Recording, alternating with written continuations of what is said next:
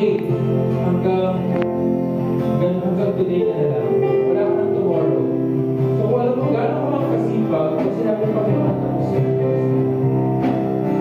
So huwag natin kalilimutan mga kapatid na kahit na gano'n ka successful, kahit marami ng awards sa school, kahit marami ng pagpapala na natatanggap, huwag natin kalilimutan ng bawat araw natin ay kalong sa atin na without Him, wala tayong kalawakan sa mundo ito.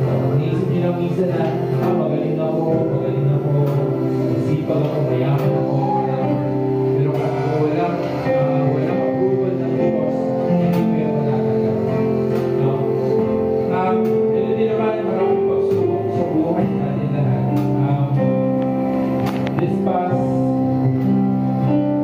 months, nag-highlight ako, na-emergency pa, nag-200 ako, 220, over 100 something.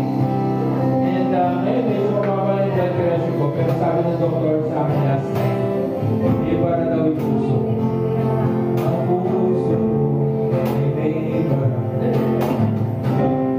At first, nalungkot ako kasi pag may bara, mahal. Kailangan namin na sabi lang 60,000 angiogram, 70,000 angioplasty. Pero alam mo gano'n mabuti ang Diyos?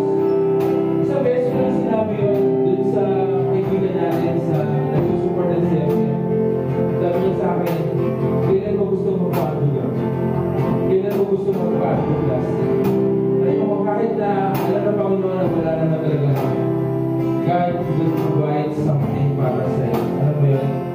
Kaya hindi naman ako dapat malungkot kasi pag pa-angiogram kami, nalagay lang dito hanggang sa puso mo para malaman ang gano'ng bara. At sa tingin ko naman, hindi naman gano'ng kalala. Dahil wala naman akong nararamdaman ng kakilala. Bukod dun sa pagmamahal ko sa asawa ko. Saka sa aking mga magulang siya. Mukhang okay naman ako.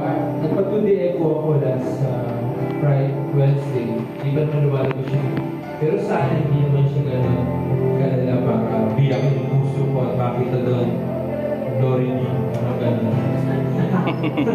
So, gusto ko lang sabihin sa inyo mga kapatid, walang anything na hindi natin kaya kung kasama natin ang ating Panginoon. Sa mga kabataan, mukhang sounds corny, no? Kasi pag gano'n yung naririnig ko. Pero hindi, para sa amin, nalatigil sa mga malapit na dun sa malapit na dun sa nasa middle age na ako eh. Si Nanay Mercedes nasa na to. Diba? Mga ganitong klase mga pagkakataon, lalo na tanggapin natin na hindi tayo bata. Ano natin lahat na mas kaya natin kung alam natin na naniniwala ka sa Panginoon ng Diyos yung tulong. Maraming kahit na dito, si Ate Jen, si Ate Dory, nanay ko, hi lahat. Di ba nga, yung pinento ko ng last natin, hindi ganyan, tapos ako naman naliga. Di ba? Kasi yung baharap.